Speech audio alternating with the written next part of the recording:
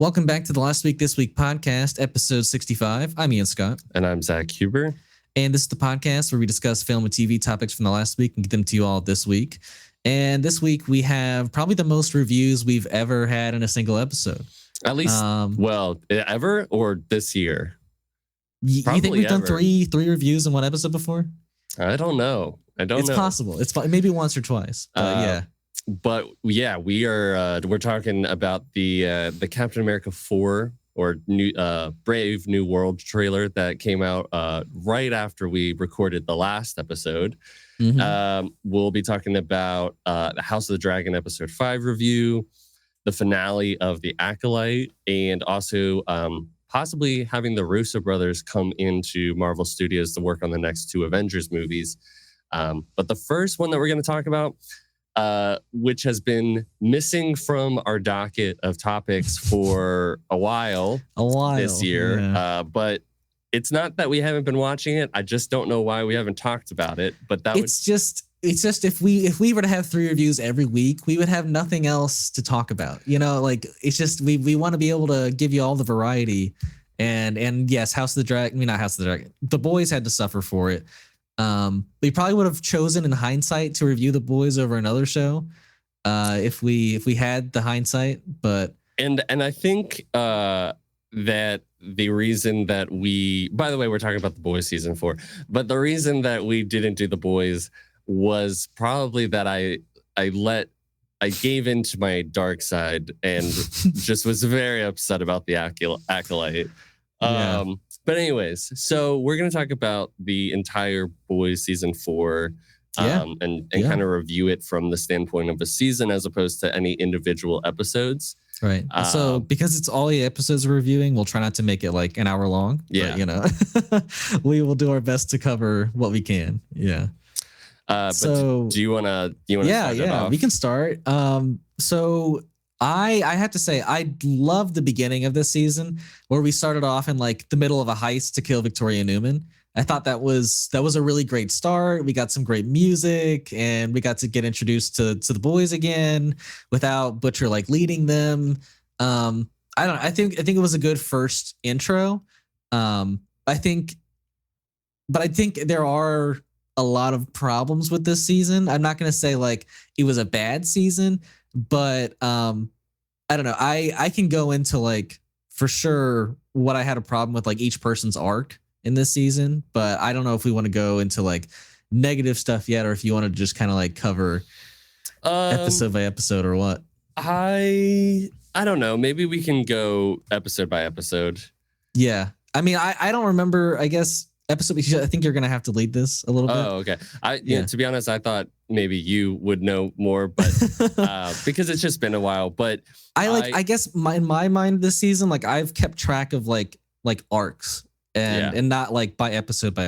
Yeah. Okay. So, well, I guess we can talk about like the arcs then. I think the arcs that were the most satisfying for me this season were the ones with like Mother's Milk.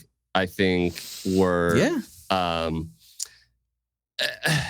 I think it was frustrating the way that he talked to like treated Butcher in some ways at the beginning of the season. I think it was frustrating how he treated like the entirety of the boys, where he like once he became leader, he was like, it's my say, like, you know, like it, like I don't care like what anyone else has to say. Like I'm the leader. I'm gonna do what I need to do. I don't know. I feel like it felt, I don't know. Maybe I'd have to watch season 3 again, but it felt consistent to like how he was starting to be in like season 3, perhaps. Sure. I mean, I just would not want the boys led by MM again. Is all. Well, I know, but I think that's why at the end of, or at least the midpoint of the season, he was like, I'm not the guy to be running this. And like, you could clearly see why.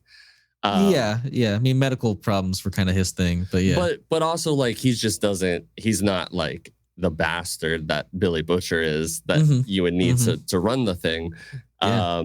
But I like the stuff with like Janine and his wife Janine is his wife. His wife. Yeah. Who's I forget what his daughter's name is. But I liked how that all. to be honest though, like to me, it felt like it was like it didn't become natural until like the end of the season to me. Like the narrative with and like his daughter was getting in trouble because her stepdad left and like he's got to go find her stepdad and like he's a part of this Homelander thing and like I don't know, it just felt really like a forced narrative to get like us to find or to get to find like her ex-husband that is going to get killed by the Seven now and he's going to be used for like this plot of I don't know. It just like I didn't really buy it at all that he would be tasked to go find the ex-husband. But yeah, I think later on when like she was like, oh, like I see like the husband you are and the father you are that like truly cares about us. And like, I want to be with you. And it was just like a hard decision for him to make. Like, I think that stuff was good. But yeah, earlier in the season, I wasn't super happy with his storyline. And I think that was the case for most of the characters, funny enough. Like, well, I mean, I was also going to say like the things that happened with Butcher too, I thought was done really well. I think Butcher Billy's and, like, arc Homelander is Billy and Homelander had the strongest like arcs this season for sure. Like I genuinely love seeing Butcher like kind of, come to terms with his mortality and then like him having, the tumors in his head that are like speaking to him and I don't know. I thought he had a really good story this season. And yeah, and Homelander 2, where he just is like, he wants something, but he can't help but like lose it at every turn. And he only cares about Ryan, but like his strategy with Ryan changes every episode. And I don't know. He was just a complete mess this season, and it was fun to watch. Yeah. So yeah. Yeah. I want to say before like saying anything negative, I did think that this was a great season of The Boys. Yeah. Kind of hard for me to determine where I would put it in regards to the other seasons. Because I think I'd have to watch like the first two seasons. I don't think it's as good as the last season, because I honestly think season 3 was like some of the best. Is probably the best season of The Boys that I've ever watched. And I love season 1, so I think it'd be hard to beat that too. Like for me, it felt like it's probably like closer to like how season 2 was. Like season 2 wasn't like my favorite, but I did think it was still good. It was. I did have some problems with season 2, but like for the most part, I remember liking it.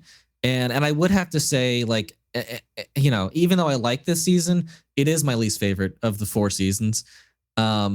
It just had a lot of really odd turns that didn't need to happen for me. Like some of these characters, like Huey, I thought was written pretty badly this season. Yeah, he had this 5-episode arc with his mother and his father, where he had to like learn to let go, but it was really like jumbled at the end, where you had like Huey's mom slipping like his dad the compound V, and then he was just killing a bunch of people, and you're like, what is the point of this? Yeah, like, I think I was talking to you that I thought that it might culminate, and it might still, in like the last season, but I thought that maybe it would culminate in some sort of him needing to be able to do the big thing, or to, and like you said, like let go of like just letting people like go, like he won't let go of people, like he won't let his dad just die or whatever. Right. But then he actually did before his mom slipped in the compound V. But yeah, but I don't like know. I agree with you. Like I don't really like he wasn't even a part of like the team for a good amount so of much this season, and then it kind of made me feel sad about, like, it kind of made me feel weird about Huey's dad at the end, because I was like, did we really need to have him go through this like dementia, like murder spree, not sort at of, all, and so it was right. And then like Huey had to like basically kill his dad, because like he'd either go to prison for the rest of his life or like be in a state of severe dementia where he doesn't remember anything. I don't know. It was so wild. And then like the mother isn't even used for the rest of the 3 episodes that are in the season. Yeah. So you're like, what was the point of that? Yeah, it was a weird sub plot. And like I thought that Huey like was gonna like his dad was gonna get better and he was gonna have some power. And you were gonna be like, oh, well, now Huey is gonna be in direct opposition of like an airborne virus being used, because then like his girlfriend / like future wife and his dad both have like compound V in them, where he wouldn't want an airborne virus to go free, right? So I don't know. To me, that made sense, but then it was like immediately flipped on its head, and it wasn't done well. But the other subplot that I really, at first I was okay. I'll say I was really surprised that as much as we did not, it was not confirmed that Kimiko and Frenchie like were, you know, going to be romantic. Mm-hmm. It was, I don't know. I thought it was pretty heavily implied by the last season. Yeah. And yes. So when we have him having this, the two of them are now like, hey, look, you do whatever. And I mean, Kimiko in the first episode is like, you and me have no chance. And right. I'm like, huh? It just felt like it kind of came out of nowhere. And then you had Frenchie with Colin and this whole subplot about him like feeling really bad about what he did, and right, because in his past life he killed his family, and then Colin beats the shit out of him when he finds out, and he doesn't come back to the story. Colin's just gone. And it's used as like and then Kimiko's also going through this like guilt she had because she like killed a bunch of like and you know tortured a bunch of kids while she was like at the Shining Light thing, and so she like, so basically those two have to like come together and learn to forgive themselves. And then at that point Kimiko's like, I finally feel like, you know, like I'm worthy of you now. And I'm like, okay, right. fine. So like when I was watching the finale, I was like, so all of this shit where we would just to get back to square one, which I was like, it was a little frustrating for sure. I understand, like I would love to maybe read about what they were trying to do, because it just felt like unnecessary. It felt like unnecessary, just character development that wasn't. It was kind of taking away from the story. That was already laid out. So everybody ended up like having their own thing. They'd run off and do like a little thing for a bit, and then we'd get back to the story. That was so frustrating to me too, is that like all these characters had so much time to do their own personal shit. And I'm like, we're like racing against the clock to the election day. And you guys are just like, I'm just gonna go and visit Colin. And I don't know. It just like, what are we doing? Yeah, it was, so those were the two most frustrating parts of the season. Yeah. Well, I will also say Starlight not having her powers the whole season was pretty frustrating. And you never really like knew why. Yeah. Maybe that'll be explained at some point, because like we had the soup shapeshifter who was saying like, I bet you don't even know why your powers aren't working right now. But I was like, oh, so do you know? Yeah, I guess she might. Yeah.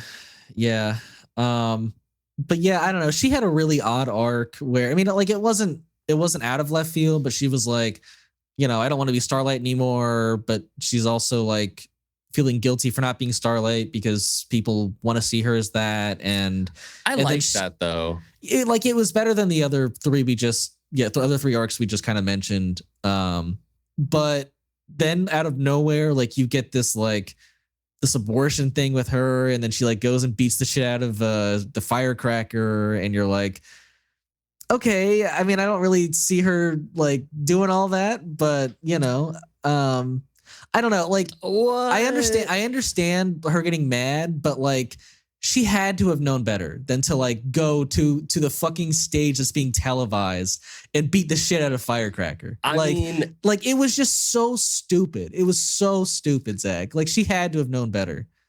I don't know. All right. Well, I think that it is if somebody on national television right outside where you're at, so you could very easily go and to them and do something if you wanted to, right? And then put out personal medical records of you having an abortion, which we as guys will never know what that feels like to now, especially coming from where she came from, which was the Midwest, and her family was like surrounded by a bunch of people who are all going to judge her for having an abortion. And it was all national television.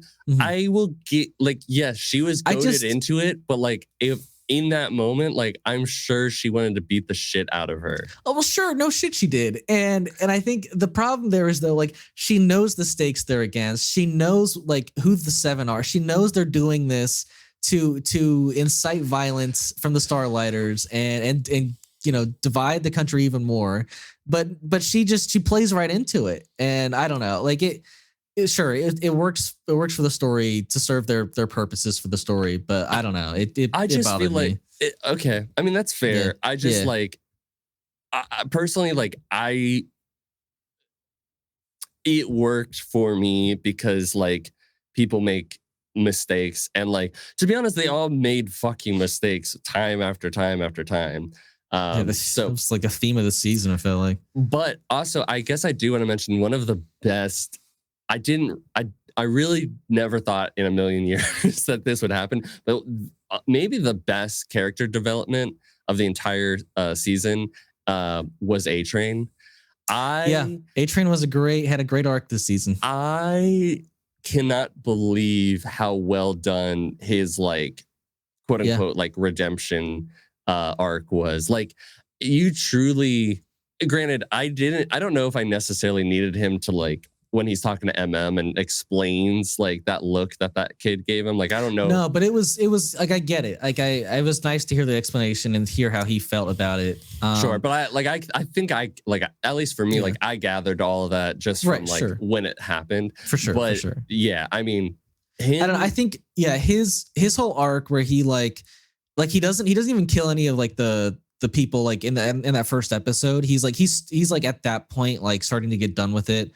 And yeah, like the conversations he has with his family where they despise him, like it really, you see the change start to turn throughout the season, and then he finally is just so fed up that he's like, okay, I'm willing to like end things here and try and help so that I can be a better person. And yeah, I think it was really, really surprising to see him like beat the shit out of the deep. Beat the shit out of the deep and help the boys like not die basically. And so and then also really surprising for him to go to Ashley and be like, hey, this is your chance, like are you out or are you staying? And I couldn't believe she stayed. I couldn't believe that, but she did, and she took some V at the end, and we'll see how that goes next season. I think it's gonna like she's gonna turn into an absolute monstrously like hideous looking thing, whatever the fuck. Yeah. But yeah, it was really cool, and then to see him just kind of be able to book it out of there and kind of just see if he comes back next season or not. Also, funny that out of all of the seven, like Homelander's like the most torn up about A-Train. Which is surprising because like last season, he was not on A-Train's like side at all. Like he was like, you're pathetic, you can't even run.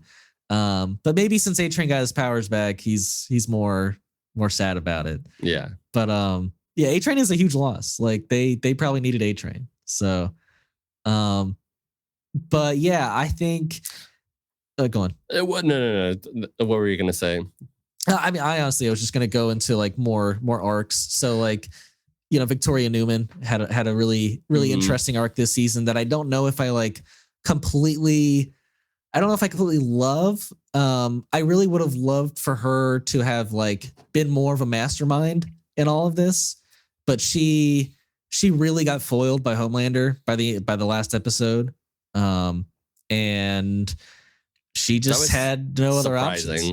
It was very surprising. But Homelander is losing it like every single episode. Yeah. And he's unpredictable. And yeah, I don't know. I think he was just like, screw it. I want a superhero president in the White House. And he saw that was his opportunity. Yeah, I don't know. I mean, and then both of their arcs being tied up with Sage. I thought she was a really great addition for this season. Oh God, yeah, she's great. She had, really is a really interesting perspective she had, where she almost like, because of how smart she was, she didn't associate on a human level with anyone, and so everyone was just kind of like a play toy thing for her to like mess around with. And just like Homelander, I mean, they're very similar in that regard. Yeah. So yeah, and really interesting for her to have been thrown out like she was and just continue the plan. Yeah, really gained Homelander's respect at the end of that season. Yeah, I had suspected that, like, no matter what had happened with her, like, I didn't think, just because she had gotten thrown out, like, I didn't think that was where it was going to stop. End. Right. Yeah. And I'm glad that it kind of came out that way, because I think she's a fantastic addition to the story. She is. She could easily die at any point, though, which is kind of exciting. Which is kind of exciting. Yeah. And we're gonna get phase 2 next season. Yeah. I kind of like that they regard to it as phase 2, because it just feels very like MCU, very MCU sort of thing about it. Right. Also, not like, and it feels like next season, and I don't want to necessarily just talk about like what's to come, but like there's Soldier Boy. Soldier Boy is a huge one. Like the fact that the government was just keeping him a secret from Homelander, and the president was like, "Hey, as soon as I find out, I called you." You know? Yeah, but it's like, what would they even do with him? You know what I mean? I think the government had him as like a measure against Homelander. I feel like that's what they were hoping to use Soldier Boy for. Yeah, but I don't know how they would control him, you know? Yeah, I don't know if they could. I don't know. Yeah, I don't think you could. But I feel like we got to get like Maeve back. We got to get A-Train back. A-Train's coming back for sure. Yeah, I don't think we've seen the last of A-Train. Maeve, though, we could have. It's possible. I feel like she's got to come back. She might be the only one at this point who could like get through to Billy. Like possibly, because I know they had that like little like romantic thing, right? Like a couple seasons ago. I don't know, and she's not a soup anymore, so maybe that would. Oh, is she not a soup anymore? Remember, like when Soldier Boy blasted, she was just done. I mean, she probably should have died, but you know, she just doesn't have powers anymore. But yeah, maybe she'll take some Compound V and come back and be a different superpower. So that could be fun. Yeah. Ryan had an interesting journey this season. That's true. Man, yeah. He was just manipulated left and right by his dad and kind of by Billy and his team a little bit. And but Billy was trying to do the right thing for most of the season. He just had Negan in his head. Yeah, I wanted to call him Negan, but I couldn't remember his actual name. But you know what? Speaking of him, I want to talk about the best writing of the entire season, because having the reveal in like episode 5 be that he's been speaking to two people inside of his mind, and that he has like the character that Jeffrey Dean Morgan played has never even been around. It was an amazing reveal.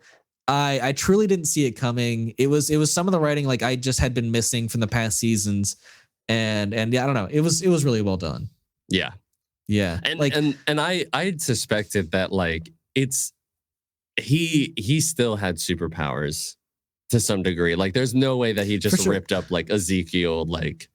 Yeah, I mean that was some added gain, like strength gain, you know. No. He had because like I think it was at the end of season 3 or like in between seasons. He took like actual V, and so that's what I remember at least. I can't remember an actual scene, but like I remember it being referenced at some point that he took like actual V. And so I think that's why he got like those kind of powers.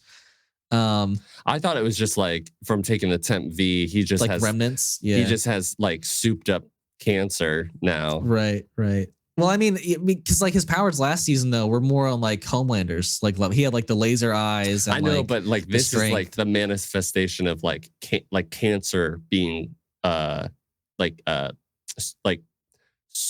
superpowers. Because I was reading that I didn't watch Diabolical, but in Diabolical there's an episode about these two guys, and one of them has cancer, but it turns out to be like he has like he was a superhero, or like he had I think it was he was given Compound V to try to save his life, and then it manifested into the cancer, and it ended up coming out of his chest just like it did with Billy. Interesting. Except it was like like glowing. I mean, that's definitely blue. What was like crawling around in him the whole time with these like vine things inside of his chest, and cool ass power. It might be the V that you're talking about. It might also be just like what happens when you take too much temp V. I don't know. Sure. Yeah, I can't recall for 100%, but really, really interesting journey that Butcher had. And it was heartbreaking to see all his work with Ryan that season go down the drain when Mallory just like, hey, we don't have time. I got to just tell you all this awful shit about your dad and our plan to have you kill him someday. And I'm just like, what are you doing? I know. Like, you just ruined everything. I know. And it was like, it was beautiful to see her like, hey, you know, like when my grandkids like left, like you were the shining light in my life. And I love you. But Ryan just, he wasn't feeling it. He wasn't feeling like being trapped that day, and killed Mallory, which was pretty wild. It seems like he's becoming desensitized to killing people. I don't know if you've noticed. Yeah, definitely. I don't love that for him at all. It's a bit scary. But I don't think he's necessarily going back to Homelander. No. I think he's gonna do his own thing for a while, which is really interesting. He might be for like a forgotten character for a little bit, and then he'll make a huge impact next season. I could see that potentially. So crazy development there. We don't know where Ryan is. What else do we get left for season 5? I just feel like Butcher is like full on. I don't know if there's. Well, he let that Negan character take over, and now he's using the power. So he has like no mind of his own really now. Yeah, I was just gonna say like full awfulness. He's just truly like evil, and I just don't think that there's any coming back. I think potentially. I think the goal next season will be like for the boys, it will be to kill Homelander. But I think they will also be forced to try and kill Butcher as well, because he'll be such a menace next season. I don't know like what Butcher will do to like enact that kind of a response, but I think that's what's coming, where like both Homelander and Butcher are probably going to die by the end of this whole show. I think that's my prediction. There's no way that. Yeah, no. Yeah. I mean, at least one of them is dying for sure. I mean. I feel like Butcher's gonna die regardless. So yeah. But really interesting that like once he started using the powers, it almost seemed like he got immediately better. Oh yeah. So yeah, I don't think I'd ever seen that kind of like theory or whatever you want to call it, like take place in the boys, where like if you don't use or like if you suppress your powers, then it's like it's gonna kill you almost, right? And then like once he embraced it, it just kind of full on maybe took over and it made him healthier. I think it's more of that it's like a symbiotic relationship with the cancer inside of him. I don't think it is that you're suppressing your like powers is going to kill you. I think it's more of like he literally has cancer. Like he literally has a tumor in his brain. Yeah, that's fair. But yeah, I guess some other stuff I wanted to highlight though. I will say I wasn't a huge fan of Annie and Huey's relationship this season. Like we had much better character development with them in past seasons. Yeah. It felt like neither of them ever really got to be happy with the other, and then like I don't know. I think I it would have pissed a liked lot of more people like off. Huey and Butcher. Yes, Huey and interactions. Butcher. Yeah, I would have loved that. But I know it pissed me and a lot of people off that like Annie was even mad at Huey at the end. Like, are you kidding me? Like, I know. this guy just went through so much shit for you, I know. and you're mad that he slept with somebody else. I know. And it wasn't even like consensual in a sense. Like, crazy. I said the same thing out loud when I was watching it. I was like, Right. come on. And I'm not, and then my girlfriend was like, well, like I can understand. I could be mad for a bit. But, and to be fair, like she did like by the time that Huey was like, well, Sure. let's try to save Newman. He came She's like, around, yeah. She came around and was like, Right. okay, so they're not. I know they're not done, but like it was just like we couldn't have had a happy embrace between the two, you know, like we had to have a sour note. Of course, like, yeah, I would have liked it to be like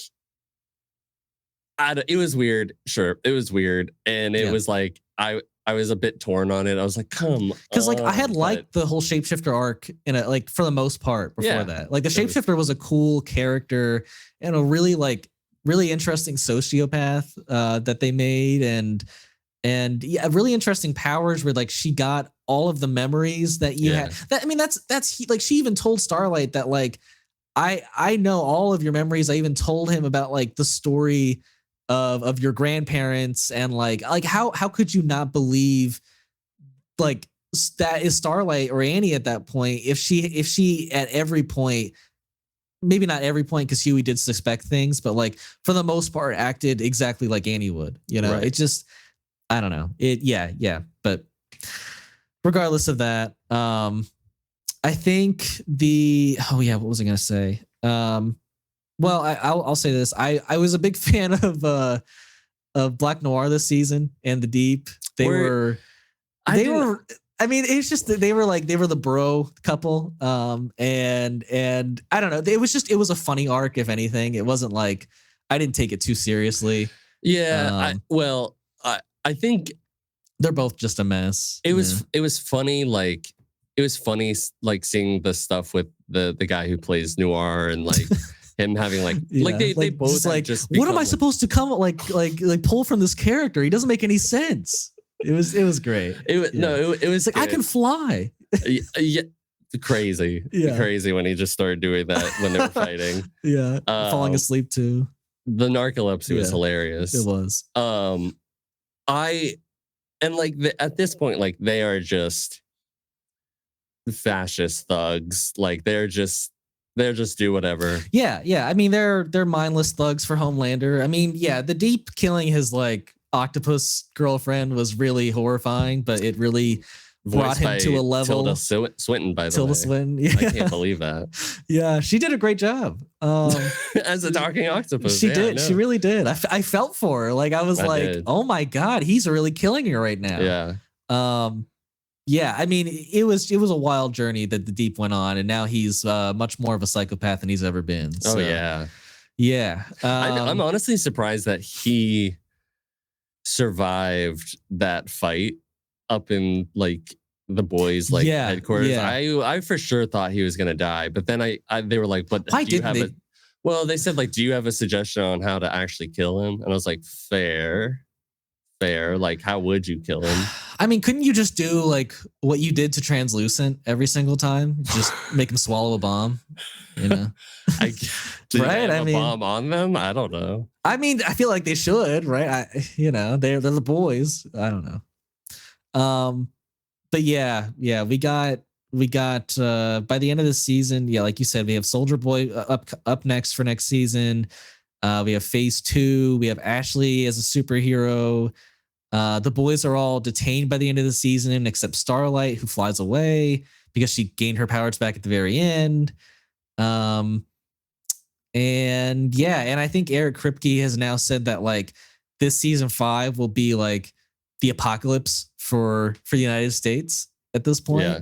And it from what I hear, it's like there's a similar, I guess, time period in the comics that resembles this for the boys, and like Eric Kripke took a very different route to get there, but like I guess we've shown up at like kind of the same point in the comics for the boys. So I'm curious to see if he kind of, I don't know really much about the comics, but like I'm curious to see if he kind of goes more back to what the comics laid out, or if he kind of has his own vision for the final season. But yeah, I'm very excited to see season 5. Even though this wasn't my favorite season, there's a lot to be excited about. I mean, there's absolutely no way that the ending of Homelander in the comics is the way that it'll be for. Well, no, season. I mean, definitely not. Because like, I don't know if you know in the comics, but like Black Noir was apparently like a clone of Homelander, and like killed Homelander and became like the new villain. And I was like, huh? You know, like, I don't know. Like, that's not a great story for sure. But also not to mention that like he was the one responsible for doing all the terrible things. Oh yeah. So Homelander wasn't even evil at that point? No, he was. Okay. He was. But I mean, that would be really interesting too if like Homelander, that would be a way different story if like Homelander was actually a good Superman, but kept like getting sabotaged by a clone of his, and he was losing it because he's like, am I doing these things? And not there was remembering. A bit of that, though, yeah. Okay. Yeah. Yeah, I mean, I don't know. That is interesting, but I much prefer the story we got where he's actually a psychopath and a horrible person. So, but yeah, lots to be excited about for season 5. Yeah. Well, I say now we move on to our trailer that we want to talk about this week for Captain America: Brave New World. This was one I think we weren't expecting since we had just gotten the Agatha trailer not too long ago, but yeah, we have a lot to talk about in this trailer. I think the reason that they dropped this trailer is it doesn't come out till February. Yeah. But with all of the good press that they've been getting regarding you're just thinking Deadpool and Wolverine. It's a good time. I feel like they know that was a great trailer. And it's a good one. Yeah. If they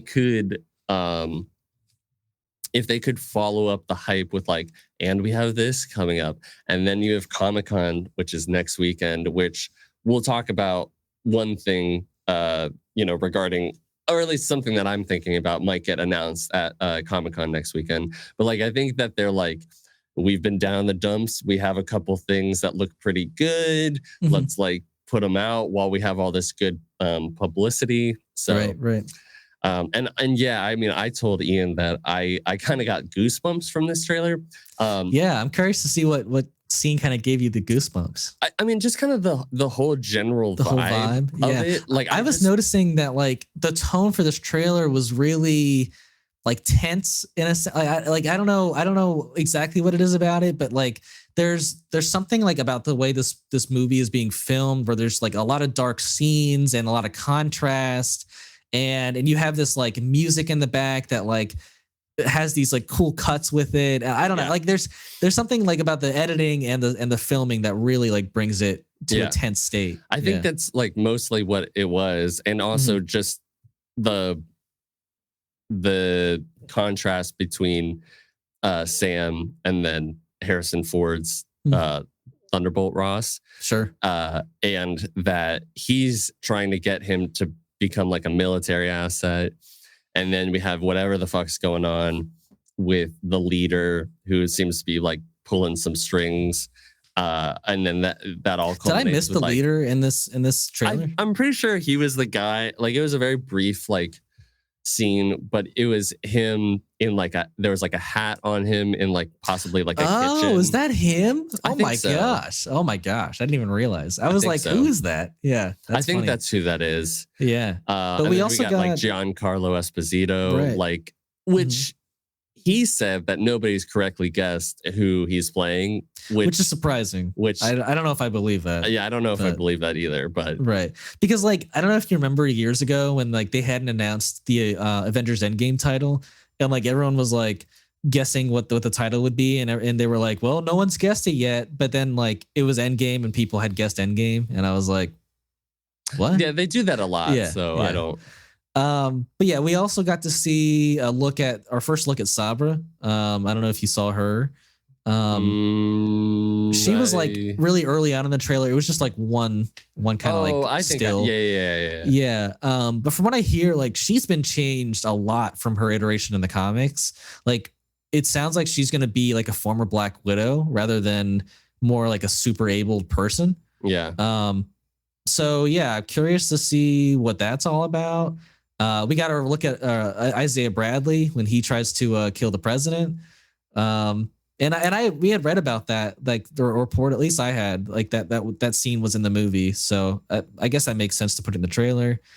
We also finally get a link to Eternals, and we have fucking Tiamat in the goddamn ocean. Yeah, they didn't show a full on view of it, but you could tell it was Tiamat. And I feel like people are mining resources from it, and there's like some sort of global conflict. I mean, like I think there was like some battleships around it, and it seems like there's some sort of ongoing situation with that. Right. Well, we also got a look at the Falcon, not him in the suit, but I think he's like it seems like a trap, you know, and yeah, I think that's the only thing we got to hear him say. But yeah, we also, like, early in the trailer, we got to like hear that they want to make the position of Captain America an official military position, which seems like a really bad idea because it feels like you could just replace Sam then with another person. Maybe there's something more to it than that. I don't know.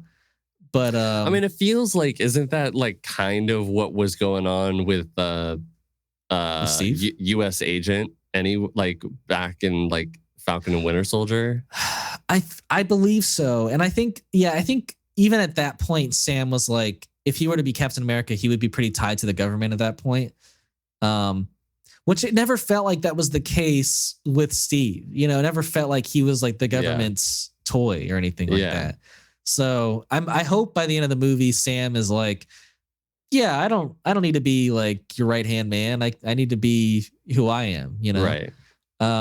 Which I'm also curious because at CinemaCon, the line was people were saying that it was, I want you to help rebuild the Avengers.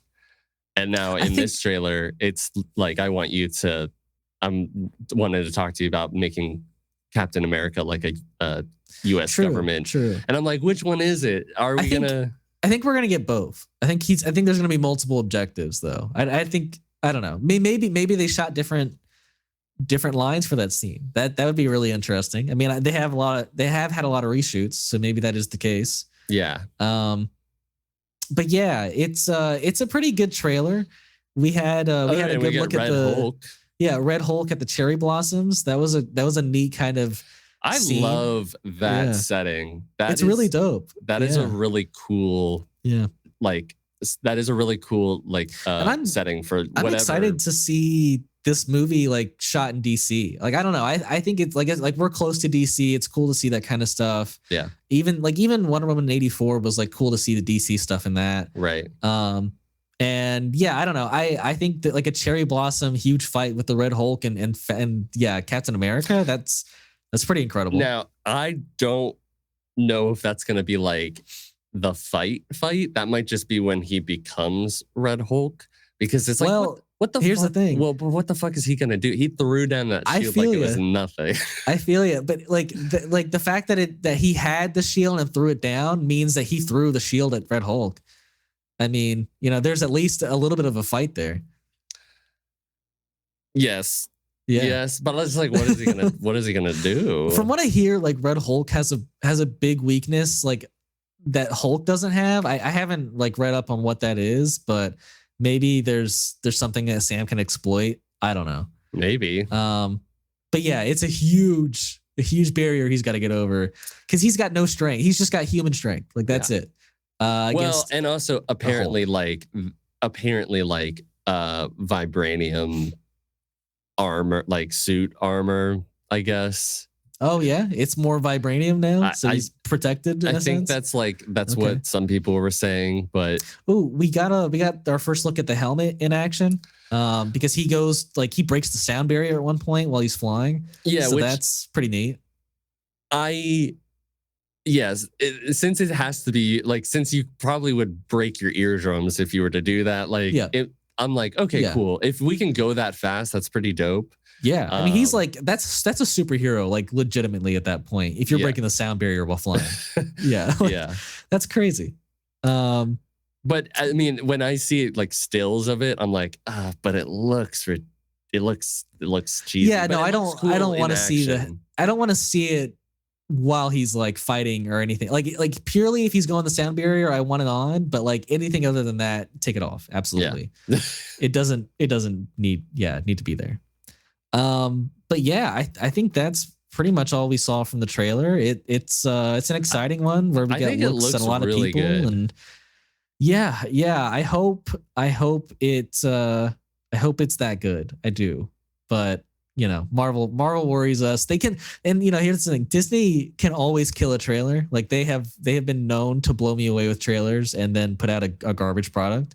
So we'll see what happens. But I've been excited for a Sam Wilson Captain America movie for quite some time. So yeah. And I'm still gonna be skeptical because it's been so hit and miss. But I do feel more excited about this because it just has a general tone to it and a general like.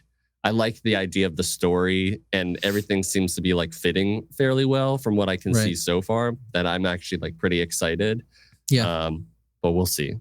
We will see for sure. Well, our other topic for the MCU this week is that we got a report that the Russo Brothers are being brought into the fold at the MCU in a lot of different areas, but that the first priority is getting them to direct the next two Avengers movies, which is, I think, what I have been saying this entire time is that they need to come back and direct the Avengers movies because they absolutely killed it the first two times, and they're 4 for 4 in the MCU for me. Right. I think it's very exciting, but like I know Kevin Feige recently said that, you know, oh well, you know, it's the Russo Brothers this week, but I'm curious to see who it is. It's who it's going to be next week, right? Because like the reports, I guess he's saying, have been getting it wrong this entire time, and so you know, it sounds like he's denying that the Russo Brothers are directing it, but I don't know. We'll see. There was a report or like a rumor that they had been rejected. By Marvel. They offered, right? And he was like, I'm gonna look around. But the same thing kind of happened with like the Deadpool and Wolverine scripts. Like there were multiple scripts that Ryan Reynolds put forth, and then they kind of got like rejected. And then like he's like, well, just keep coming back and like until we like agree on something. This might not be true, but like I think, especially with like some of the rumors that the list of things that are supposedly going to come out at Comic-Con next week, which I don't believe all of them, but one of them is we'll get the directors of the Avengers movies get announced.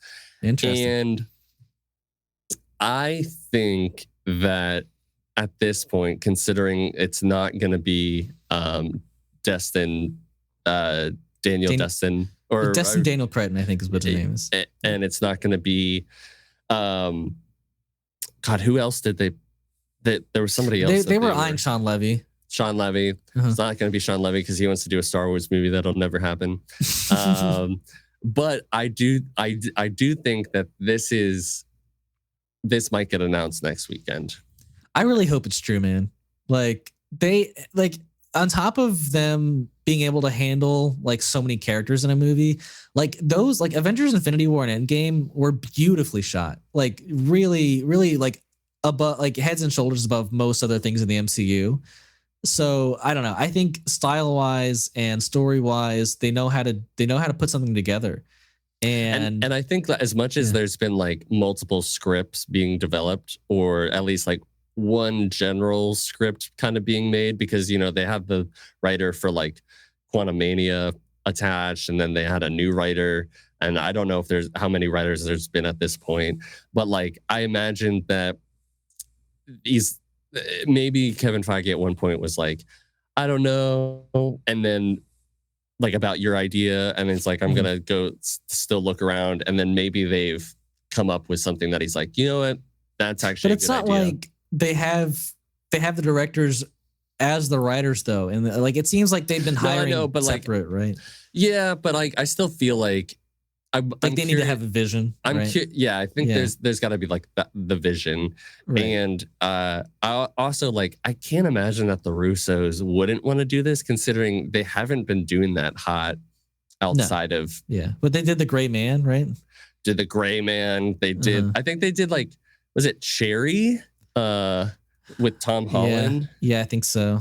And like I know like my sister said she watched that, but like and she was like, it was all right.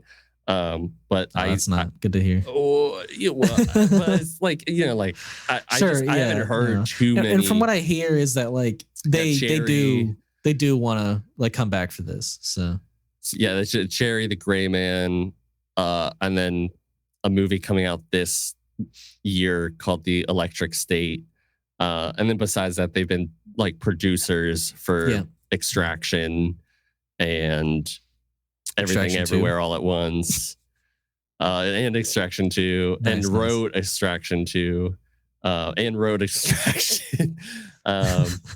So, you know, I think, and it's like, I don't know, when's the last time that you were like excited about like a Russo Brothers, you know, thing since Endgame. Yeah, for sure. Because it's been like we've produced 21 Bridges, we've produced Extraction, we did Cherry, we did The Gray Man. Nobody's like, oh my god, those were amazing movies. No, yeah. I mean, you know, I heard The Gray Man had like some big actors and a huge production budget, but like the reviews weren't super hot about that one, so I didn't really even check it out. Yeah. So sure. I think what's great about this is that they need each other, you know? Yeah. The MCU needs them and they need the MCU. So let's make it happen, guys. Let's really make the magic and bring back Avengers Prime. I think it's going to get announced. Let's hope. And so Comic-Con, you said, is next week? Next week. Yeah. All right. Well, I'll be having my eyes on that. I think like, imagine like Wolverine and Deadpool does great, and which comes out next week when that we know of, it will, you know, do great. Yeah, sure. Yeah. And then Comic-Con gets announced, and then you're like, and we're bringing back the Russo Brothers. That'd be huge. Huge week for Marvel. Yeah. Huge week. Yeah. All right. Well, that's our news for the MCU of the topics of this week. But now we're gonna go to our other reviews that we are going to catch up on. First one being House of the Dragon episode 5. This was definitely an insanely dialogue heavy episode. I feel like every episode so far at least had like a really big moment at the end of it, whereas this one had a big revelation, I think, for what's to come, but nothing like gigantic happening. So I know, like I watched this once and then another time with my parents, and they were pretty bored. Maybe not bored is the right word, but it was slow for sure. I'm curious to see how you felt about it. I don't know. Everybody like talks about how like they were like, I don't know about last week's one. It was kind of slow, right? And like I get it, but I think for me, like I still found so many things in last week's episode to be so exciting and interesting. Yeah, I think there was a lot of interesting, fascinating moments. And it was like building things up, and it was showing what people were kind of capable of, and for sure, it's a lot of setup for the rest of the season, I think. Yeah, and like, so I don't think it's like a bad episode. I don't think it's like a boring episode. I don't think that. I understand people's like gut reaction to be like, well, if there's not like big fighting or like a shocking reveal or you know, like or intense, big meets, big meets or fighting like either like verbally or physically, like it's not something that they want to watch. But I don't know, like the stuff with like Corliss, you know, potentially gonna becoming the hand of the king, and still. Oh yeah, I mean that scene for me is the best moment in that episode where Bela is speaking to the sea snake and kind of like talking sense into him that like she wasn't yours to lose. She was a Targaryen princess and was always going to die in fire, and that's how she wanted to go out. And you shouldn't grieve her for that. And I don't know, like she had so many great lines, and then like the line she sent off on was like, "I'm fire and blood." Like you need like salt and sea to like be the heir to Driftmark. I can't remember the exact wording, but it was really really good. And to me, like that's basically saying like Alan is gonna be the for sure. I mean, it's got to be Alan. Like I didn't even like realize that's what they were setting up until that episode. I was like, oh, so he's looking for an heir, and that's gonna because he's a true sailor. Like he's the one true sailor out of all of his children. So I'm happy that he's gonna turn to Alan and that he's gonna be the heir to Driftmark. That's gonna be very cool. And also all the stuff with Damon just kind of like losing his mind. Just I think that needs to go somewhere a little bit though. Like by next week, I wouldn't because it's been like 3 episodes of this. Which is I'm not totally complaining about it, but like it's not there is like development. I mean, but it's not there is development because he like completely fucked it in the Riverlands. Sure. Oh yeah, he has. Yeah, he turned what is it, the Breckons against him. Who was it exactly? It was the it's the Blackwoods and the Brackens. The Brackens, yes, yeah. He sided with the Blackwoods. He tasked the leader of the Blackwoods with like getting the Brackens to turn. And, but by like stealing the women and children. yeah. The Blackwoods really had a vendetta, and they enacted it. And shockingly, the Blackwoods had enough of a spine to go up to the Brackens had enough of a spine to go up to Damon and be like, yeah, I'd rather die than serve for you. So, he's messed it up in the Riverlands. Although he does have Harrenhal and he is rebuilding it, so there's that. There is that, and I'm shocked there's being progress on that, to be honest. So that there's progress being made on that. It's like I assumed it would take months. I guess, I assume it'd take a super long time, but like I also wasn't sure if like Damon had access to like his own funds or like I never know where like the funds lie with people, or you know what I mean? Like is it with the house or is it with them? Or, so it's cool to see that he has the self-funding to work that out. Right. And I love that scene when you first see him during the episode where it's like it's simple. Either kneel to me or let your house burn. And then he, it cuts to afterwards. He's like, I just did not expect them to be so willing to die. Yeah. Most people aren't. And so he's met his match in a sense. He's definitely met his match with Harrenhal because, like you said, it is really screwing his mind up. Yeah. He had a really disturbing sex scene with a certain mother. Person. Yeah. That was wild. But he's never even seen her. So Harrenhal has to be like really working its magic here on him to have never seen somebody, but have like that kind of a dream is insane. Yeah. It's insane. And also like, to me, like, Jace going to, the twins, was it the twins, right? It was the twins. With the phrase. Yeah. And just completely like, he aced that shit. Like that. He did ace it. But like I thought there was going to be some real harsh like backlash from Rhaenyra and her council, which there was a little bit from her when he came home. But only because he left without permission. Like that was that's the only thing he did wrong. She said she was proud of him, Yeah.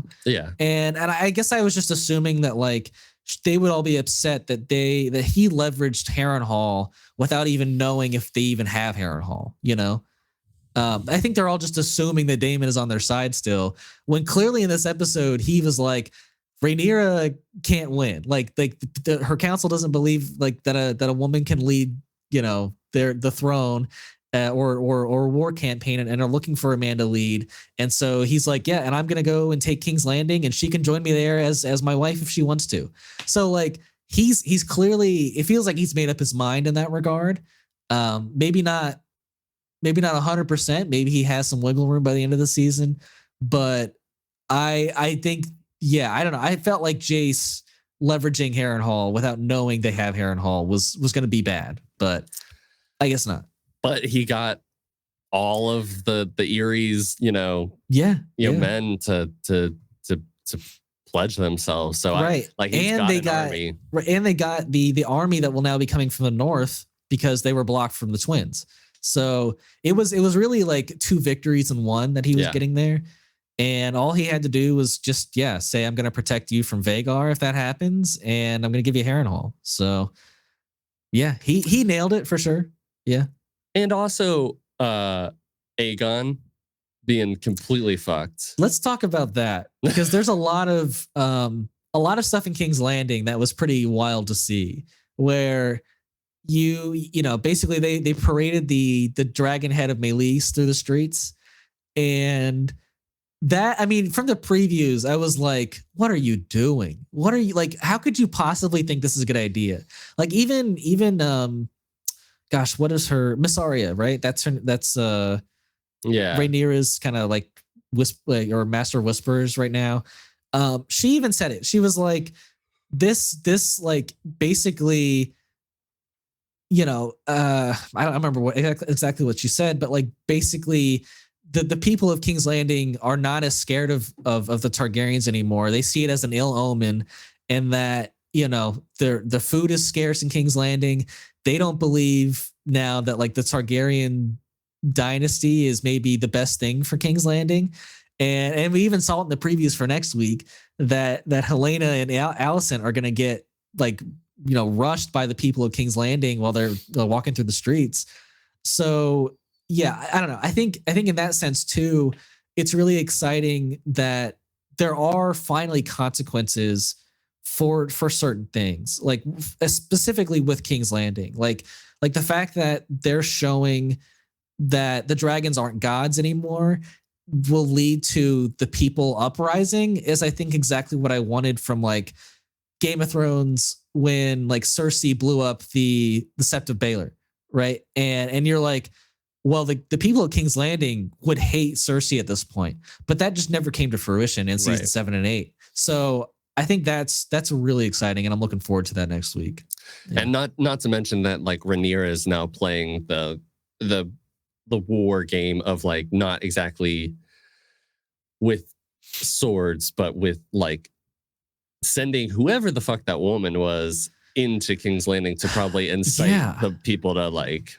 It's really interesting that like that. I wasn't sure if she had sent her or if like the handmaiden went on her own. No, she definitely was sent. Yeah, she said, "I have a message. I was sent here by Lady Miss Arya." Okay. I thought that was the case, but really interesting that both her and the former, I guess, servant from the Red Keep are like in Basaria's kind of. Yeah, because you're like, oh, that poor woman. Yeah, it's just like she's been shown like multiple times and it's just been in bad scenes. Yeah, and then I was like, watching this, I was like, oh, good for her. Yeah, I was like, finally you have somewhat of like a play in this season. So I'm happy for sure. And Alicent getting completely steamrolled over. Well, let's talk about Aegon first. I mean, the fact that the metal like fused to his skin was so gnarly to watch. Like them pulling it off and like I know, and I looked at Hannah and I was like, she was just like getting like cringing. I was like, you couldn't work in the medical field. Yeah. It was wild to see, and basically the Maester was like, I've done everything I can. We just got to put it in the gods' hands. And so they know a regent is needed because most likely you wouldn't expect him to wake up as soon as he did. And if ever. Right, if ever. And so Aemon is the first one, I think, who brings it up at the bed of Aegon that like, well, they're gonna need a regent. And Alicent brings it up at the council, and she thinks it should be her. And the only one who does agree is the Grand Maester, while everyone else is like, we need a show of power, and it wouldn't look good to raise a woman up next to, I guess, while we're fighting another woman queen, right? And so, and Cole even explains later, like what he saw at the Battle of Rook's Rest, like he needs a dragon rider, like commanding them at this point. Like nothing else will save them. And yeah, Aemon comes out victorious. He gives a really like shit-eating grin to Alicent while he's picking up his little like ball that makes him the king regent. And he's a natural at it. I mean, but that is he though, because his first the first thing he does is lock the gates of King's Landing. And it's like, sure. And in broad daylight, people are trying to push through the guards. Like, is that, I don't know. Sure. But I guess I'll say he's confident in his decisions. He knows how to lead strategy in war. Maybe he doesn't know how to rule people yet, but at least he had the sense enough to cut down the rat catchers, which was needed at this point. But the scene of when Alicent sits back down, and it's just like 30 seconds to a minute of us just focusing in on her, like her anger and her panic attack that she's almost having right there, was really powerful. Like that was probably one of my other favorite scenes of this show. Yeah. Really, really well done. Yeah. And then at the end, where it's like, well, we do have 2 dragons that would be big enough to go up against Vhagar, but they just don't have riders. And we do have a lot of offspring that maybe they're, twice or 3 times removed, but they still have some sort of Targaryen blood in them. It might be possible for them to ride. And I was wondering when the guy with white-ish hair in King's Landing who said he was a Targaryen was possibly going to come into play. Yeah. And it's like, he's definitely riding a fucking dragon. For sure. And that'll be so cool to see maybe not non-Targaryens, but what would you call it? Like not non-common, but I don't know. You know what I mean? That it'll be cool to see not full-blooded Targaryens getting to ride dragons. I think that's I mean, and it's something that I was feeling like we don't have a lot of dragon riders at this point. Like there's not a lot of people left to kill, and I think this is where we get more dragon fights and dragon fodder, is through this going out and reaching out to people who have married off into other families. Yeah. So really good idea. Really cool that Jason's so involved and working with his mom. I love that. But yeah. We also get Aegon. He speaks like mommy at the end to Alicent. So so he'll be awake next episode. And I think I saw a preview of Aemond leaning over Aegon. So that'll be tense, I'm sure. I wonder if Aegon is scared of his brother at this point, or is going to rat in a sense that he was betrayed. I honestly don't know where that goes. I don't know either. But yeah, good episode. I'm excited to see the new Dragon Riders next episode. Also, I don't know if you noticed this. I really thought it was a good mirroring of last episode that Rhaenyra asks her council, "What would you have me do?" Like basically exactly like Aegon asked his mother. And it's a very implied, because it cuts to the next scene after that, but it's implied that nothing, like she should do nothing, and she needs to stay safe for this campaign to work. And she shows to Jace how frustrated she is with that position by the end of the episode. And I don't know, maybe having this kind of a plan, it reignites her passion for, or maybe not the passion is the right word, but I don't know, reignites something in her to where she has a huge role in this war. But yeah, it was a good episode. Definitely slower than the others, but not bad at all. Yeah. Well, I think our last review now is up. We are going to review the last episode of The Acolyte. And hopefully it's the last ever episode of The Acolyte. I'm doubtful about that. Really? You think we'll get season 2? It's hard to say. Yeah. But yeah, there was a surprising amount of things that were brought up in this last episode that I was like, all right, well, they definitely have a plan.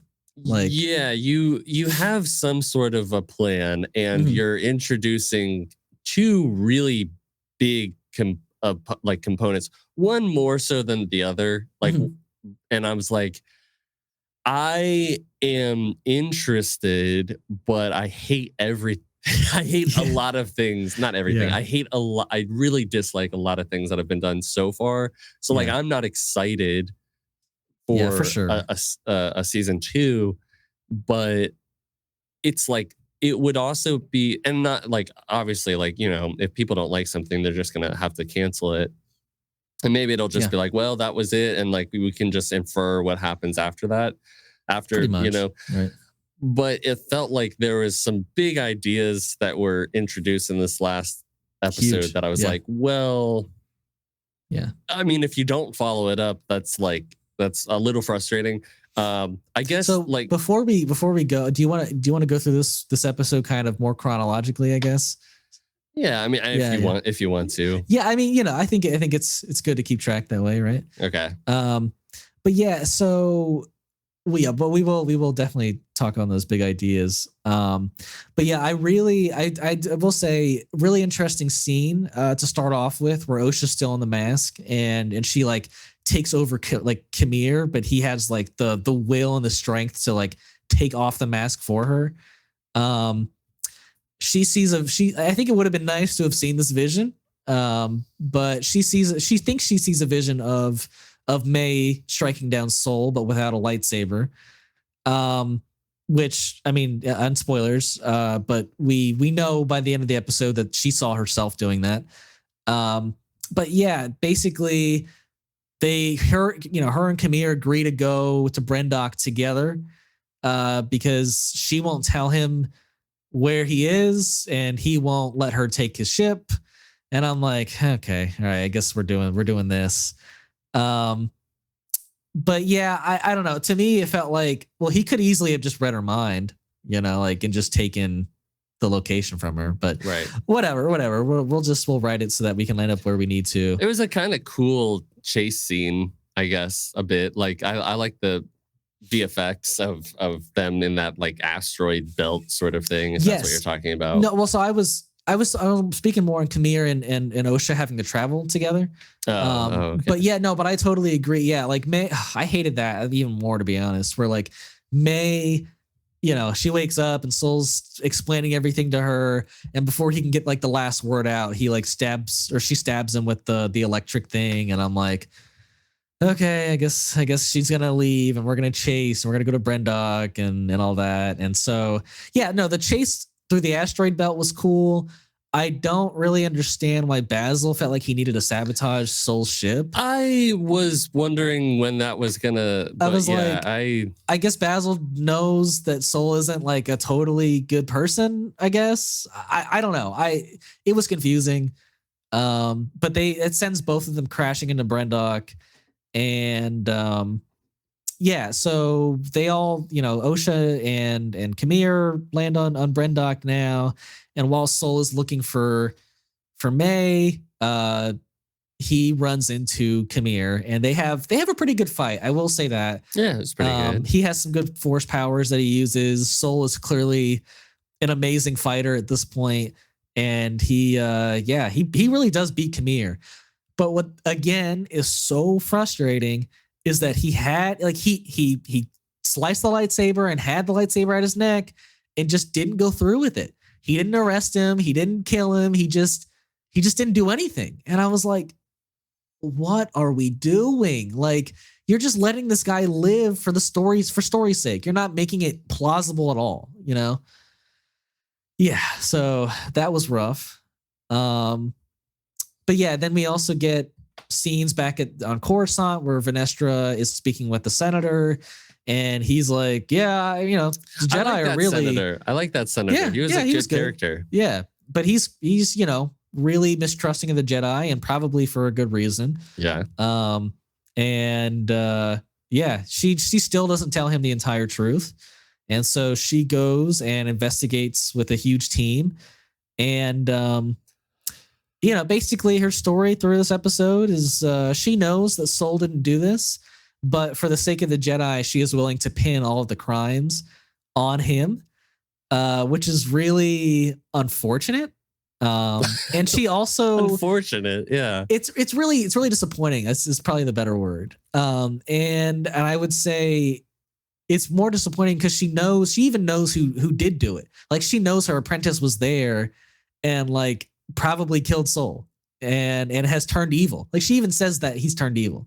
So she knows that Kamir is doing all of this, and there's just so much, like, her character alone just makes me, and maybe this is what the show wanted me to think. Yeah. Like, it makes me really not like the Jedi at all. Yeah, yeah. I mean, she was genuinely like the antagonist in the Jedi this season. And I know like there were some people who weren't the happiest seeing like this character they had read about in the books turn to be like this kind of a person, So I don't know. Maybe they will scale back some of the badness that Vernestra has shown us this season. She needs to get a new Padawan too. They clearly Mog sucks. Yeah, I hate Mog. But she definitely they've set her up for a big arc next season. If they do a season 2, because she is now partnered with May, and she's looking for Kamir, and who seems to be an old Padawan. Right. He's an old Padawan of hers that's turned bad, and she even brings this information at the very end of the episode to Yoda. So I don't know if Yoda will be involved with that storyline next season. That's what I was gonna say. Like, out of the 2 big things that were introduced, right, maybe 3, which is 1, Venestra was the old like master of Kamir. 2, you bring in Yoda, which at that point, that could just be like a little cameo. It doesn't actually have to be like anything that like he's, a big part of like the next season or whatnot. Sure. But like the third thing is like the biggest thing. We kind of missed it going through the story, was that, as Osha and Kamir jet off from their planet, you get a glimpse of Darth Plagueis. Which we should say, like, is not confirmed that that's who that is. I think it's just everybody is very heavily. Like, I think is assuming. I think it's like a 99% confirmation at this point. I feel like I've heard the showrunners maybe talk about it at this point as well. I agree. I think that's who it is. Yeah, for sure. But I was so frustrated when I saw that shit. I should have been excited. I really should have. But I was so frustrated because it's attached to this show now, Yes, it was attached to this show. And second, like, just 1/3 into the episode, and we get like this creepy hand and the eyes, and then that's it. And I'm like, what? Yeah. What? I don't know. I was just like a little frustrated. It's like, could I maybe get that at the end? Like, basically, to me, like if you're a Star Wars, if you're a huge Star Wars fan, like it's even a little bit of a struggle to know like why he's there. Like what was the purpose of that? And so like for casuals, they're just like, who the hell was that? But so I have a couple of theories there for why he's on that planet and stalking Kamir. Like one. And I guess it depends on something being canon. Basically, like I had, and I don't know if it's true, like if it's canon or not, but like I had read that the story of Plagueis is that like he had experimented with immortality, like trying to be immortal so much through his life that the Force as a response created like life somewhere else, and that being Anakin, right? And so like he's not responsible for making Anakin. And so if that's canon, or if it's not canon, it kind of changes the theory where like, so let's say that is canon. I think the reason he would be there at that point is because Khmer is possibly like his master's other apprentice. And after Plagueis killed his own master, or maybe after Plagueis' master died, I don't remember if that's how he died or not. He is now going to go and kill Khmer so that he's the only Darth side user, or he's going there to either recruit Khmer as an apprentice or recruit Osho as an apprentice. But yeah, basically it's something along the lines of that, if that is canon. Now, if it isn't canon, the other theory is that the other theory is that he's the creator of Anakin, right? And that he's stalking them to learn the secrets of Osha and how she was created from the Force. And so those are the two. That's what I think it is. Yeah, it's possible. I think it's like, to be honest, like I think I'd have to get like to learn exactly how it would be that he would create Anakin. But like what I'm gathering and what makes sense to me is like he would be very interested in. I don't know how he would know any of this. Right. Hey, how would he know about Osha? I guess you're thinking at that point, like you're thinking he knew about this witch cult and maybe he helped in creating life there. I don't know. That's a big. It's a big jump because they never even show him in the show, like with the witches. So like to me, like somehow he's aware that they are a part of like that conversions, which is a very powerful thing. And then obviously his whole thing is about like wanting to learn how to create life, and he like sought after it for a long time. And even like in episode 3, like Palpatine's like, it's not a story that the Jedi would have ever told you. And so like I think like obviously that ties in. It just makes me really frustrated that like the story of him is now potentially linked up to like this cult of witches, May and Osha, Khmer, this whole story that's been extremely frustrating. Agreed. Yeah, it's this really bad journey that's gotten us to a really interesting character, that's been introduced badly in a sense. And I fear that like if we do get a season 2, like this shows like it does look better than some Disney Plus like Star Wars shows, I think, but like I still don't think it's gonna look as cool or dramatic as like you would want for like especially introducing a character like that. Like I'm just nervous that he would be introduced as like I need the tone to be way more intense and darker than like the Acolyte has been. For a Darth Plagueis to be like the main antagonist. But yeah, I guess back to this season. I think some really upsetting decisions they made was, I'll say after the upsetting decision of Sol not killing Khmer, Sol then is interrupted by May, and he explains finally to May that her and her sister aren't twins and that they're the same soul. I don't really know why that changes much, but in Sol's eyes it does, and Osha overhears it, and Sol's like, "Look, I did the right thing. I was trying to protect you, and I lied so that you can have the life that you wanted to live." And Osha in this episode snaps. She and I'm not gonna say it's a natural snapping, because it really feels like from episodes 1 to episode 7. Do we ever see like Osha get angry? Like, no, we do. Like she got angry at Khmer. No, she got angry at her sister multiple times, and like she even like the first time that she saw May, she like there was a second where they saw each other, and then she immediately like shot at her. But that's not. I wouldn't say that's anger. She looked. I don't know. To me, she looked pretty angry. Yeah. There was bits throughout the show that I was like, oh, like she's got some anger in her. Yeah, I think the only time though for me I could really tell was last episode, or episode 6, when she like struck at Khmer almost and killed him. So I don't know. If to me it feels very much like a Daenerys in season 8 of Game of Thrones. There's a bit of that, but like it feels more Yeah. natural to me than like May's I big switch. You know what I Sure. mean? And I think what is maybe frustrating for me too is that like Soul never he never says what I want him to say. You know, like he never is like, look, I acted in self-defense from your mother. You know, like to me, that is what truly happened. And he never says that. All he is just like, well, I killed her for the good of, you know, the universe. And, you know, she was too powerful. And like he had gone there to kill her. Like, I don't know. Which I don't think was ever the case, you know?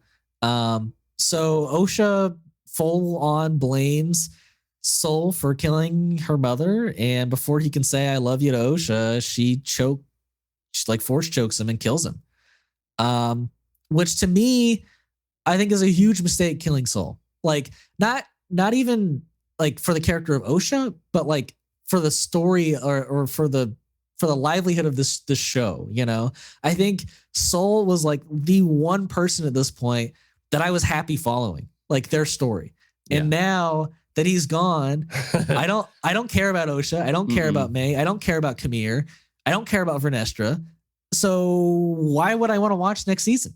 Like I thought we were gonna have him arrested and maybe have him like go through this arc of like, you know, being wrongfully accused and having to like fight in the courts of Coruscant and maybe getting free from that at some point next season. But nothing of that is going to happen because he's just dead. And we've lost a great actor in this series. So yeah, I mean, unless they're able to write May, OSHA, Camille into they really write them better, right? And like, all right, let's just take OSHA as like now a dark side user, and like Camille as her master / potential lover or whatever the fuck. I don't know. I don't. Their relationship is so confusing, Zach. It's so confusing. Like, I guess I need to ask this: why did OSHA feel like she needed to make a deal with Camille? Like, was Camille like threatening them at the end? I didn't feel that way. Well, I guess because he wanted to kill May still, but like her bargaining chip, I guess, in was like, well, you'll get an apprentice out of me if you spare my sister. I guess maybe that's what I missed, because it just didn't feel like he was threatening May either at that point. But maybe he was, and I just missed it. But yeah, so she full on goes to be, you know, Camille's acolyte, and they're seen holding hands at the end, and you're like, I thought this was just a deal. Like, are you guys like, I don't know, are you guys closer than I thought you were, or I don't know. It's just, and it's like, and like, why would she be holding hands with him when like earlier in the episode she was so confident in her decision not to join him as his acolyte, you know? And I don't know. It just seems like such a weird 180 for the character just to get her to this point in the story. But it's the same 180 that we saw, or even 180 that we saw back in like episode 4. You know, where like both those characters, or at least May, just completely was like, no, this changes everything. Yeah, you're right. You're right. Yeah, May takes a complete 180 in episode 4 and then makes another 180 in episode 5 to go back to what she was. And I'm like, okay, sure. And then they also make, you know, May, because she forgot her memories of, you know, from the time she was 8 until present day.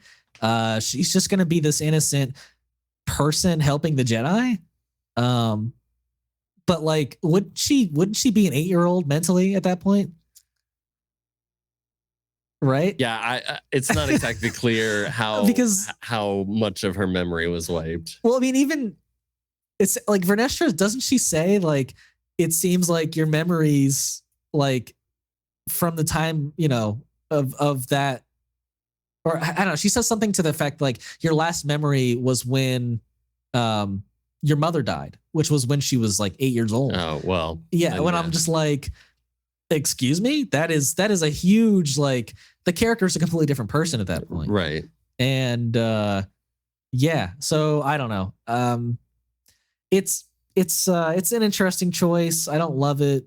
I don't love any of what we're set up with at the end of this episode. Yeah, I mean, like you said, like there's not really any character that I particularly want to follow. The only thing that now I'm interested in is like, because if this Darth Plagueis for me is the only thing. Yeah. Exactly. And if they didn't have that, I'd be like, all right, just end the show.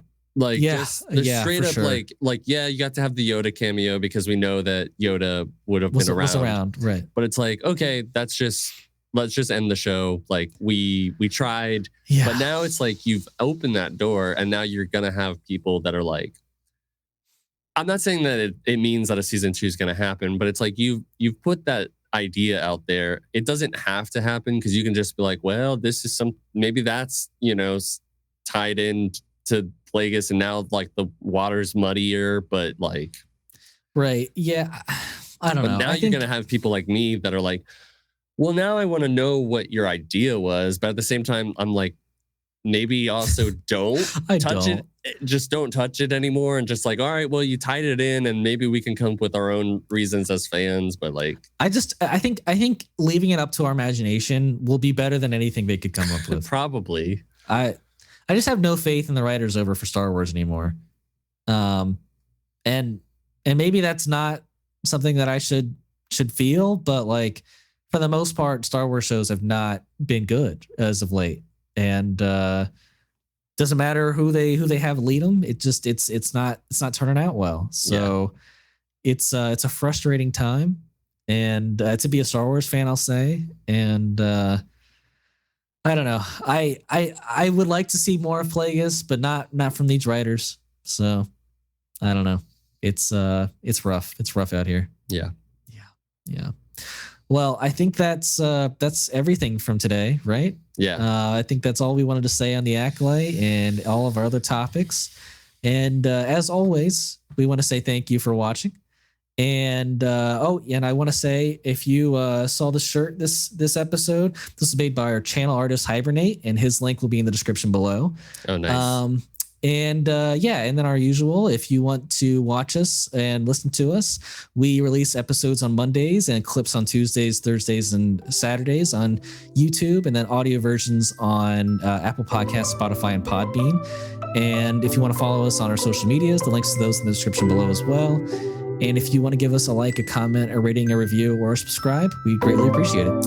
And as always, until next time.